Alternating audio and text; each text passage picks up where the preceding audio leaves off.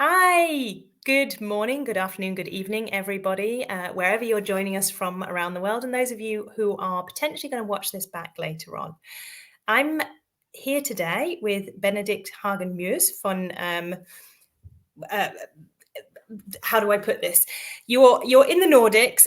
Whenever I speak to you, you're in a different place. So I'm actually not going to put a place on you because I actually just realised I don't know where you are today. So that's my first one. We're keeping this live. We're doing it real. Benedict will tell us in a minute. But we're actually really excited because both of us are co-creating Green Vision Summit and Expo with Sabrina and the whole of the GSE team.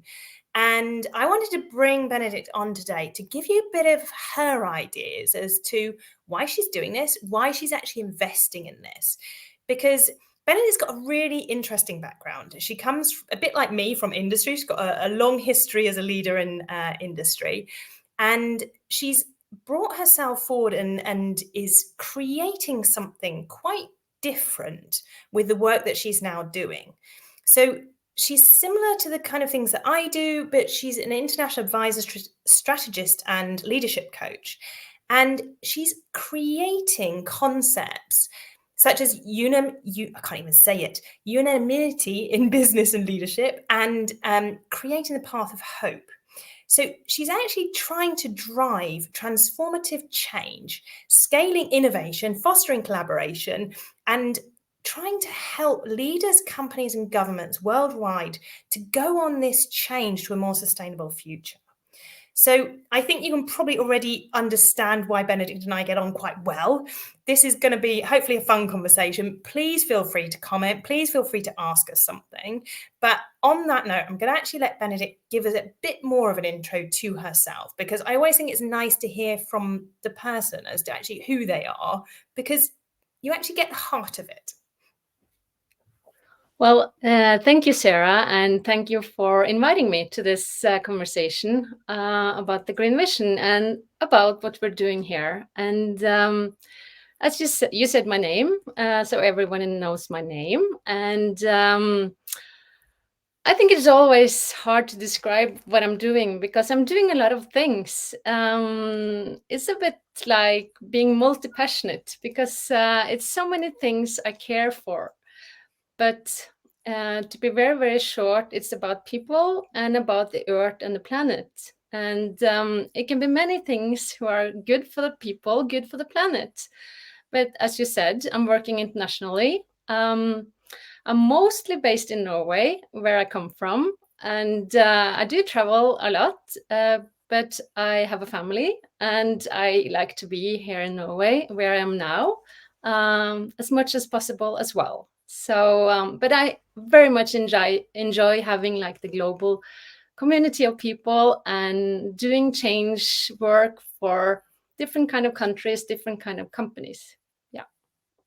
Yeah, that broad spectrum of understanding sort of the bigger context, but actually being able to zoom in and focus in on like specifics with a business is always quite fun. And I know we've had this conversation before. Is like you're trying to work globally, but you're always locally in actually what you're doing. So let's start with what it is for you. What is that one change? If you could just like literally click your fingers and make a change in the world with no negative consequences, what would it be? I think then I would like to give a gift actually. A gift that would be to each person in the planet, and it should be a simple but profound gift. It should be a gift of insight, I think, and awareness, and it's actually the gift of reconnecting. The gift of reconnecting to yourself and what truly matters to you and the people around you. I think it's such a great gift when you find it, when you're able to reconnect to yourself, understand what truly matters, and then you can sort of bring that out in the world in a good way. And because then you realize also that you always have a choice. You can choose to be led by fear, or you can choose to be led by the opposite, which is like hope and trust. And as soon as you become aware of this, like in a very, very clear moment, your life and the life of others will change. So, and also just to say that when I'm talking about hope now, hope and trust, which I like so much, um, hope is the belief that the future can be better and that you can do something to make it so. And I'm not talking about wanting or wishing for something. In wishing, you have no power over the outcome. I'm not talking positive thinking. I'm talking really hard work, because hope requires hard work every day. Yeah, just to mention one quote from someone I really love, an American writer called Susan Collins. She said, "Hope is the only thing stronger than fear." So, as such, I really enjoy that quote, and it's all about choosing hope instead of fear. But in order to do so, you need first to reconnect and sort of understand what's going on. Yeah. It's interesting, isn't it? Because what you're talking about is a lot of what we're seeing in the world currently is being run by fear. And a lot of people's behaviors are being run by fear. And only by increasing our consciousness can we understand that we still get a choice and we get to choose how we show up. And obviously, this is a big area where you and I can talk probably for a whole day, and we won't put everyone else through this. But what do you see would actually physically change in the world if that was to happen? If everyone was to become more aware, then what is it that you would see that would be different in our living, in our view daily of the world? Well, I think first of all, as soon as you connect and all the nonsense and all the fuss sort of go away, it's very clear. Life isn't that complicated, and what feels true and the things you really want to do isn't that complicated either. And another great thing about that is that also when more and more people sort of choose hope, even more people choose hope because it's so contagious. It's so contagious. We see that from so many, times in our history, in war or disasters or in companies, where you're able to sort of foster that hope, and it grows and grows and grows, and it goes into this very positive, forward leaning way of living or working. And it's fantastic to see how this can expand and expand in this, in on a personal level, on a company level, and then on a society level.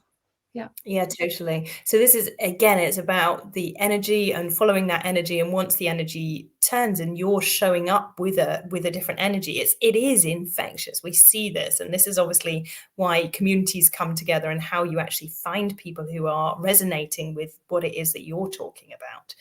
So fundamentally, I mean, you've started creating a framework around this, and I was going to get to this later, but actually I think it's quite a nice kind of lead into it straight away.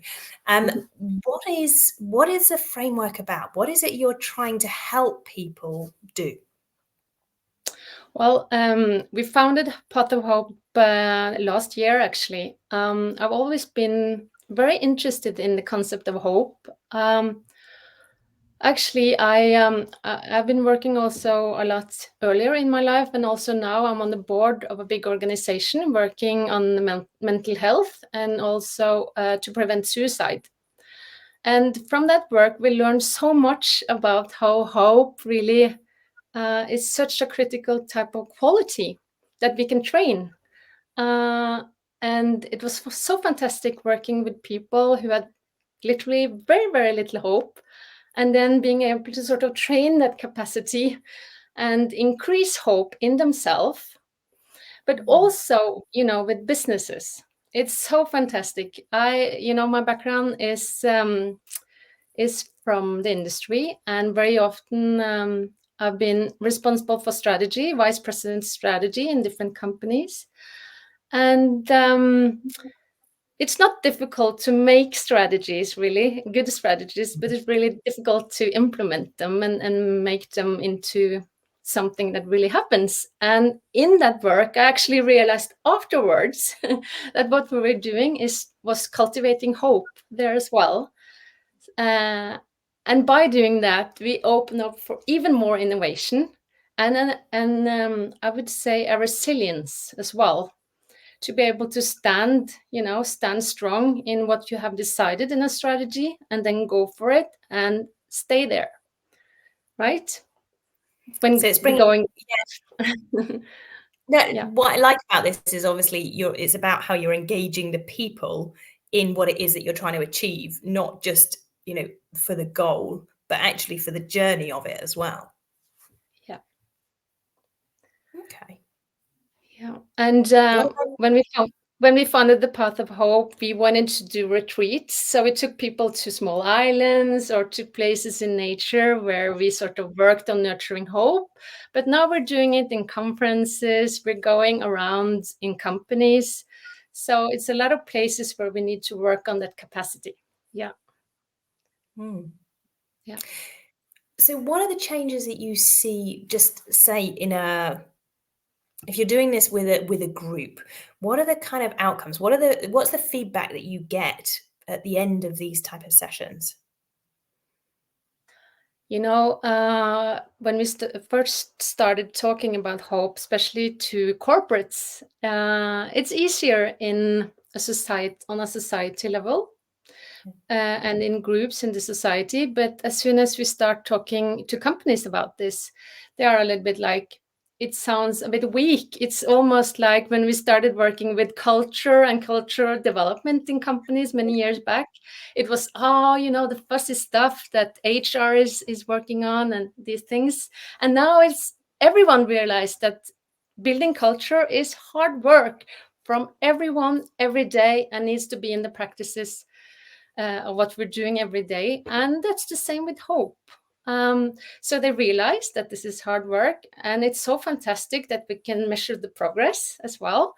And like you can measure the progress and see effects on innovation, for example, which is really key, both in terms of sustainable development and company development and society development. Yeah, nice. And obviously, as a B Corp, I'm always looking to measure impact. So that's one of the things. See, actually being able to measure this is really important in obviously what's able to come out of it. So as we kind of fly that forward into the Green Vision Summit and Expo, I'd just like to kind of like pull back one step. You'll obviously be talking about this during the summit. You will be sharing with the participants what it is that you do. But overall, why are you getting involved? What is it or what's your intention with getting involved in the Green Vision Summit and Expo? First of all, it started as I guess as something I just had to do because the people working in Green Vision and with Green Vision are really nice, yourself including, and Sabrina is the CEO, the whole team. But specifically also, the kind of advisors we bring in, the kind of contributors, the speakers, these fantastic people who would like to come to Malta and contribute not only to a fantastic conference, but also to a change journey that we are starting now. So first and foremost, for me, it was the people. I found sort of a tribe here, which it really resonates with me. And it's a tribe that are not willing to rest. It's a tribe that will create action. It's a tribe that is so authentic and true about what they want and how they do it. And when it's true and authentic, then I'm sold. I I need to do it. And I think also because this, as I said, this is not a one-time event and let's make a nice summit and let's go home, because now we're starting a change journey, a journey of collective drive and collective hope. And it's not, I think we will be able to actually make a real impact for the nation of Malta, a real growth opportunities, like really positive for the people there and the economy. But also, this is a global journey. So Green Vision will contribute to sustainable growth in many societies, I think, in the years to come. So this is a journey that we start now. And yeah, it's fantastic to be part of it. Interesting, isn't it? It comes back to what you were saying earlier about it being about the people, it being about the journey, it being about finding the people who can help you create that journey for a more sustainable future. But I guess we talk, and you and I, you and me and Sabrina, you and me and Kathleen and Susan and everyone else, we're talking all the time about how to take action, how this isn't just a summit where people are going to be turning up, sitting down, having a nice coffee together. This is, like you say, the start of a change journey. So why do you believe that, taking action now is important? Well, I don't necessarily think it's more important now than 1 month ago, 1 year ago. What is important though is to go from talking to action, right? From wishing to impact, and from fear to active hope. And it's done through us and with us, and with people, with companies, with governments. So, but still, what I do think speaks in favor of taking the action now is that more and more people are becoming aware. We talked about that earlier as well, to become aware and to reconnect with yourself. And when people connect deeper with themselves and understand what matters, I think that's happening everywhere now, all around the globe. Because the inner fear, and we are still driven by fear, and still running around trying to do a lot of stuff. And probably it's like I only need to do a couple of the things I'm actually doing, and not all the stuff I think I have to do. But then I remember that I can stop, pause, reconnect, and then I'm becoming awake again. And then I understand what really matters. And that's so fantastic in the world today. And I think I really saw that during the pandemics as well. I had a lot of talks with people, and many people had some clear moments at that time where it was silence, more of pausing, more of being.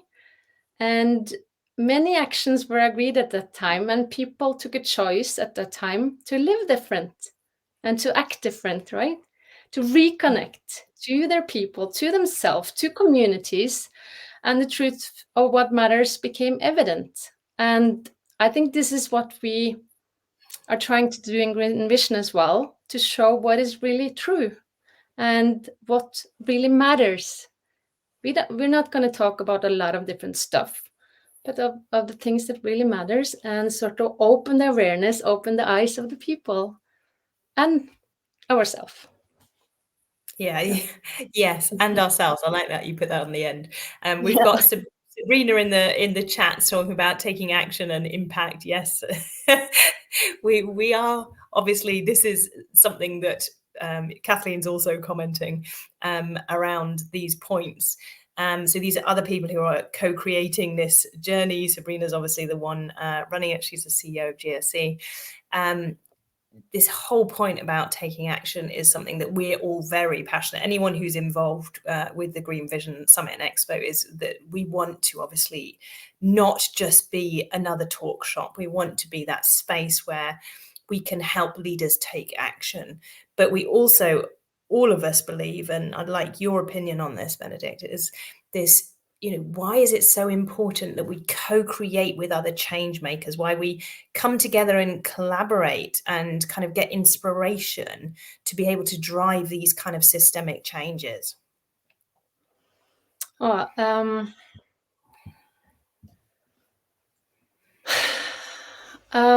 think it's really key, it's all about collaboration, and it's all about, if we are going to make something happen, it has to be about collaboration. But I think it's very important that the collaboration starts from the right place.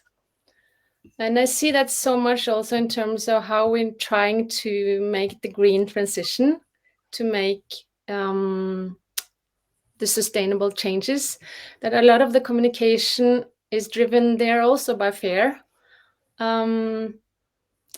And I understand why, because we as people, we do react to fear. It's very instinct in us, right? So, but it's also very short-minded and sort of exhausting to be driven by fear the whole time. So when you hear about the global warming, the temperature rising, the sea levels, the pollution, everything, it sort of affects us. But then again, it's I think there's something much stronger. I think we need a much clearer, again, sorry about me talking about hope the whole time, but I think we need that because it's so much stronger than fear. And if we're gonna like bring a lot of people with us in this, and the grassroots and the mass and the wide range of people, we need to be driven by the clear hope and not like the short term kind of fear based communication that a lot of this is currently based by. Yeah, and what I get as you're saying that is just this reconfirmation that, we can only drive people so far by getting a stick out, which is a lot of what's been happening with, climate change and some of the narratives behind climate change.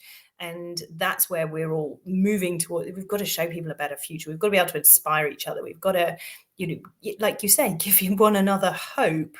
Not in a false sense, but in a way of this is manageable. We can create a better future. And I truly believe that. I know you do, and all the people that we're surrounded by, the change makers that we're working with. But a lot of people find this quite draining. They get to a certain point and they can be quite drained by it. So what do you see it takes to really be a leader taking action towards a more sustainable future for everyone? And what are the kind of challenges that you personally see, and also kind of in the systems that you're working with? I like this question, Sarah. You know that. Well, this is one of the areas I discuss with my clients as well. And most of my clients are leaders, either in a community or in a company or in the government. And when leaders, when first being approached, about the topic of contributing to a more sustainable future, I think leaders tend to agree, everyone. It's very important. But the real problem really comes when we move from talking about it to acting, right? Then the consequences kicks in, and then you start to get the conflicting goals, conflicting interests, and one of them being the classical questions on, short-term profit versus the long-term strategic or strategy envisioning a sustainable future. And when we as leaders need to make a choice in situations with pressure, we tend to lean towards the path of less resistance, right? So that's really hard. So I think great leaders, which I know that are doing a lot of things worth mentioning. The most important thing I think is resilience. To work on your resilience when you have set the strategy and when you have set sort of the long-term vision, including then towards the sustainable future, be steadfast. And when obstacles, setbacks come, keep going. And also, like, really prioritize the long-term thinking. It will be a lot of short-term gains on the way, but to keep it alive as we go and keep that vision very, very clear.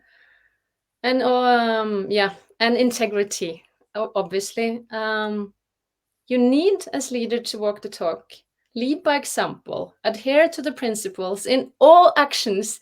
And it's so easy to run from that when you are in a pressure like situations. That's why we also, we train leaders a lot in these kind of dilemmas, because you need to train many, many, many times in order to be sort of comfortable enough to still stay on the road, stay steadfast, be resilient. And the And I know last you're thing, I guess, really, really aligned on all these kind of leadership behaviors that sit behind all of this, like listening and empathy and actually creating the space for others to do what we've employed them to do, and to enable others to go create this change, and the skill sets that sit behind this. And the other, like when you're talking, what comes out is this whole concept is being able to play in the old system in still creating the new system. And that's like this whole long-term, short-term thing that you're alluding to here. It can be super hard. And I always say the same, as long as you're grounding in your values and you're standing strong and occasionally apologizing because, not everything's going to work out and you're perfectly imperfect as every other human being is, then you can cover so much. But it really does take this kind of real grounding, which actually comes back to where we started, doesn't it? And this knowing who you are and how you're showing up in order to be able to create this in your business. And like you say, like stick with it, stick with the journey. So what is it that what is it you see? Because you, me, Sabrina, Kathleen, everybody who's in this journey with us, we're all fairly kind of aligned. We've got similar ideas. We're challenging each other openly and we're co-creating, although, theoretically, people could say you and I are competitors, for example. You and I don't see it like that. We're in a position where we're happy to support each other. We're sharing our networks. We're finding ways to work together. So how do we engage more people outside of this kind of bubble that you and I sit in to really go on this journey, to take a chance with the kind of concepts and ideas that we're generating and that they'll see during this Summit and Expo? So first you asked about, engaging more people outside the bubble, right? Is that right? Yeah. That's the question, yeah. Well, first of all, I don't think it's a bubble anymore because I think the bubble became so tight and overly crowded that it bursted. I think, it's everywhere now, in us, with us, around us. But still, some people are driven by fear and choose to look another way and focusing, as we said, more short term, trying to protect themselves and their people and their tribes. So it's a fair enough reason. I understand the reasons why we're doing it and not engaging. And I think even if a lot of still, things going on still is to a lot of these sustainability practices and things, we use them to look good, and it's a lot of greenwashing and all of that. But as I said, I think the awareness of what truly matters is rising. So I don't really see the bubble for only a few anymore. It's for all of us, and conversations are taking place everywhere, but they need to happen from the right place, not from a fear-based let's fix something now within the next quarter kind of thing, but from a place where we are grounded and we are more clear. Yeah. Did you have a second question? No, well? I mean, just I'm also reading what's going on in the chat, and Sabrina and Janie having a conversation about bringing in the youth and listening to the youth voice. And I actually agree this is a really important way to kind of spread the word and to enable, because they're the ones that are going to be living in this world that we're creating at the end of the day. They're the ones that are going to inherit this from us. And I definitely think there's this part about us using our voices to enable and to give the platform to them to be able to be part of that transformation. But let's just finish with maybe one change, or maybe one leader that you see that's doing something remarkable. So maybe you want to champion them, like for the impact they're making, or you've seen a company that's doing something amazing. How can we, or what is it that for you to highlight as kind of a lighthouse, if you want, the kind of things that are going on in the world? Yeah, I will mention one. I just want to say one thing first, and that's about Green Vision, because we have when in our conversations right now, I'm a little bit worried also, have we talked enough about the tracks and the content of Green Vision? And if I may, a few minutes just to add a few things before I answer your question, and that's about, I think this summit will be amazing. I think it will be so different from any other type of conferences and summits. And been part of many, because as I said, it will be true. It will not be the biggest conference, but I think it will be the best in terms of the quality we bring in and the people that are there. And it's gonna, we're gonna have people from NGOs, from governments, from big business, from small business, startups.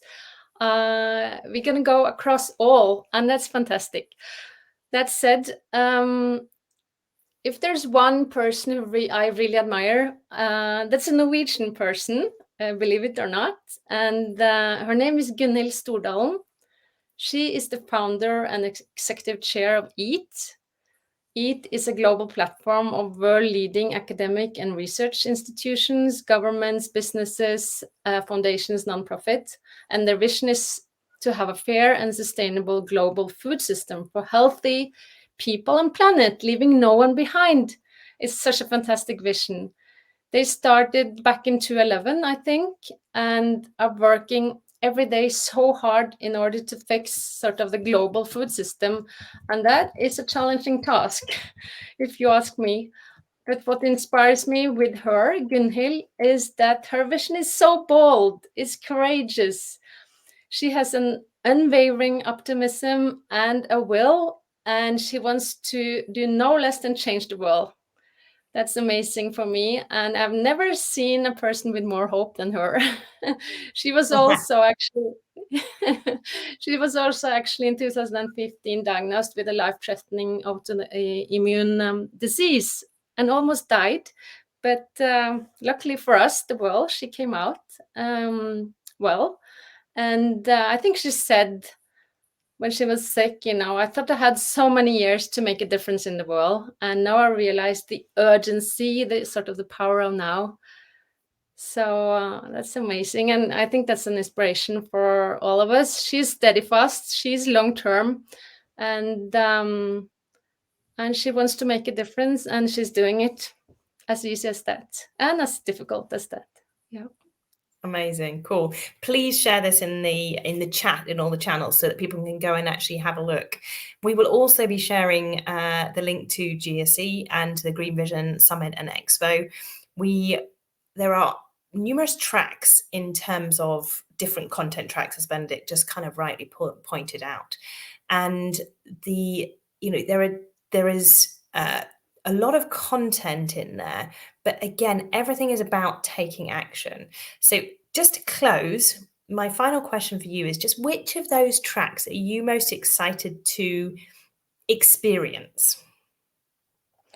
I think it's so fantastic that we have different tracks, because, and it's very needed because we have renewable energy, agriculture, food, and water. And all of those belongs together. They're connected. I don't think we could have had a conference covering only agriculture, only energy, only food, because it's so connected. So I hope that we really are able to also show that connectiveness with those areas. And then we have finance as well, which I think is really key. Change costs money.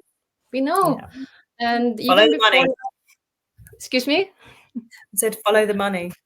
Yeah, so even before last year's COP28 meeting, many of these financial leaders, and I was part of it as well, put our heads together, how do we finance this green transition? And we don't have the answer, but there are some good solutions. So the finance track is important.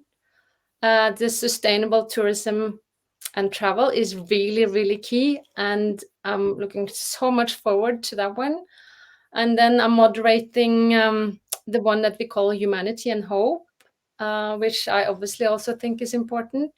So I don't think I answered the question. I think it's no. I was about to say you're avoiding this question. You're avoiding putting your finger on one. Tell us, which one are you most excited to experience? I must say that the one we have on Hope and Humanity, where we're going to hear from our green young ambassadors from Africa. We're going to have different companies from Africa, and I hope also that this can be a showcase for many of the fantastic solutions coming from Africa. So in the Hope and Humanity track, we will have that, and we will have IDG, the Inner Development Goals, that was developed, the framework, a few years ago to help the sustainable development change. And we will have that on stage, and we will hear from leaders both in societies and companies that have done fantastic change. So for me, you know, that track is maybe a bit special. Yeah. That's where your heart lies, yeah? Yeah. Cool. Thank you so much, Benedicte, for sharing your time with me. I know you and I can talk all night, so we'll wrap it up at this stage. I think the only thing that's left to say from our side is please come and support us, but also support us in the journey to create a more sustainable future for everybody. This isn't about me, Benedicte, Sabrina even, or the GSE team. This is really about creating that next level, taking action where there's not enough action currently happening in the world, and also keeping one another inspired on this journey of hope towards a better future. So thank you, Benedicte, so much for joining me. I'll be live again in 2 weeks with Kathleen, who's another of the team working towards the Green Vision Summit and Expo with us. If you've got questions, please share them with us. Either one of the GSC team or myself or Benedicte or any of the others will happily come back and answer them. If you want to get involved, just drop us a line. You can go onto the website and you can find everything that you need to find. One last comment. Go. Okay. That is, we know, and I know there's a lot of money in the world, and to be able to do this Green Vision, there's a very small team behind it, and they haven't even got their salary for a long time. So, it's hard work from a small startup to make such a big change journey. So I'm just, also giving, what should you say, giving the opportunity at least for companies to come in and we to support and to also be there physically and be there on stage and be there in the discussions, but also to support with the money because it's needed as well. Thank you. Yeah, going back to the follow the money and the financial track, how we create this is obviously key. And yes, the invitation is there for people who are on this journey with us and who do want to get involved. Please reach out to the GSE team. Thank you very much, Benedicte. Lovely to speak to you, and we'll see you again soon. Bye for now, everybody.